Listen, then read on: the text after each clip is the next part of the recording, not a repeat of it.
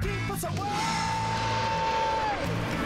I-define muna natin po ang child sexual abuse. Ano ang child sexual abuse? Ito ay form of child abuse in which an adult or an older adolescent uses a child for sexual stimulation. Ayan. Itong child abuse seems to be more prevalent than is reported. Kasi narinig natin kanina na ayon sa isang study na ginawa sa Barcelona, comprising 22 countries, 65 studies, tinatawag nilang meta-analysis. Ang sinasabi nila, the global average, may estimate sila na 7.9% of men and 19.7% of women globally experience sexual abuse prior to the age of 18. Sino ang nag-aabuso? Mostly po men. And most of the sexual abuse is actually familial, intrafamilial. Although, basta may persons in authority, mga closely related to the family, like a neighbor or a godparent, etc., kasama na yun.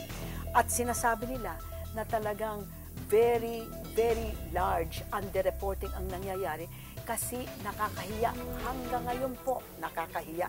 Lalo na sa mga babae kasi sinasabi nila baka sasabihin na they provoked the assault or they provoked the abuse. Alam niyo mga kapuso, what did we learn tonight?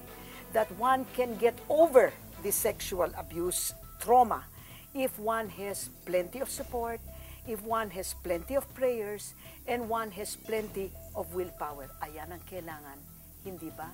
And I can attest to that, at least as far as parental support is concerned, because meron akong sasabihin sa inyo. Ako rin, naging biktima ng child sexual abuse. Not in any big way like Mildred was victimized, but in a small way kasi ito ay nangyari sa akin from a person of authority. Akalain nyo, guest speaker at saka guest of honor. And I was a young child, about maybe 12, 13 years old, ni hindi pa ako riniregla. You know? Alam, ando doon kami, we were going home, nakisakay siya, marami kami, kasi, you know, new entrant siya, sinabi niya, why don't you sit on my lap? Ako naman si Winnie, wala. Puti na ang buhok You know, at that child, anybody after 30 was already, you know, old. Ayun, di ko alam. Diyos ko po, he started feeling me up. Takot ko. Hindi ko alam kung anong gagawin ko. What have I done? Feeling me up, etc. I was in a state of panic, mga kapuso. And then what happened is, sabi ko, I have to stop this. I want to get out. You know, I said, what am I going to do? I'll stop it. Alam niyo, hindi ako makasalita.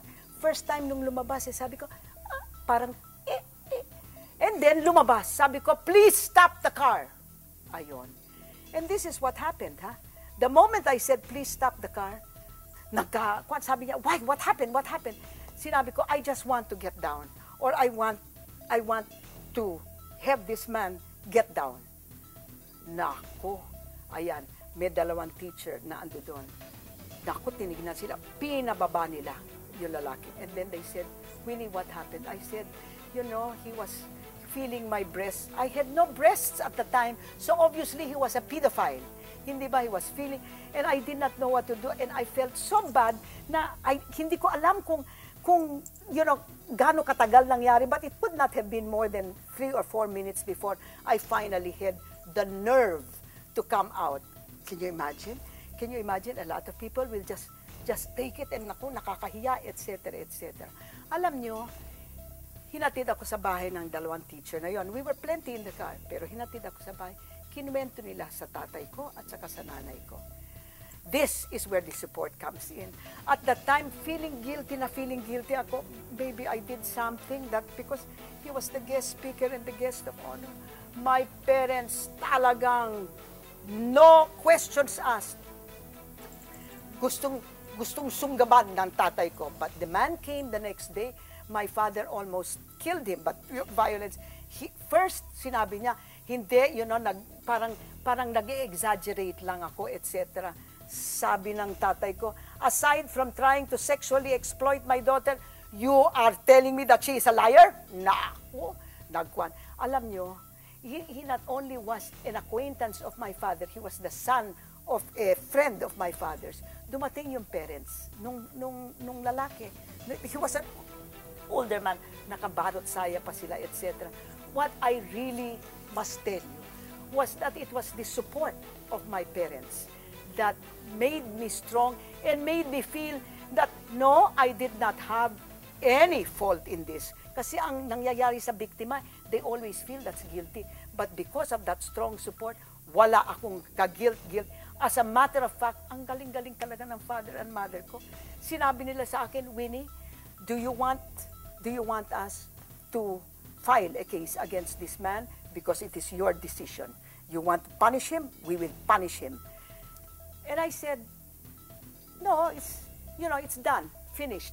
He already has apologized. His parents have apologized. Enough. In other words, it was my decision, not their decision na, Winnie, baka mahipapahiya ka, etc., etc. That's my experience with child sexual abuse. And I tell you, mga kapuso, without the support of my parents, I think I would have been hurt tremendously because they brought back my confidence right away. And as a result, I learned a lesson. And they taught me that lesson. It was a very hard lesson to learn. But because not all adults should be respected, not all adults should be obeyed, that a child, no matter how young, must use their minds, right, to say this is wrong, and I will do something about it. In other words, mga kapuso, whatever happens to that child abuse victim is going to depend very greatly on the persons around him, or actually her, because her is usually the victim. That support, or yung withdrawal ng support na yan, is going to spell the difference between success and failure in the closure that this victim has. So mga kapuso, kung kayo ay potential supporters, o yung parents, or friends, or whatever, at hindi kayo sumuporta, talaga, pasaway kayo. Bawal ang pasaway kay Mareng Winnie.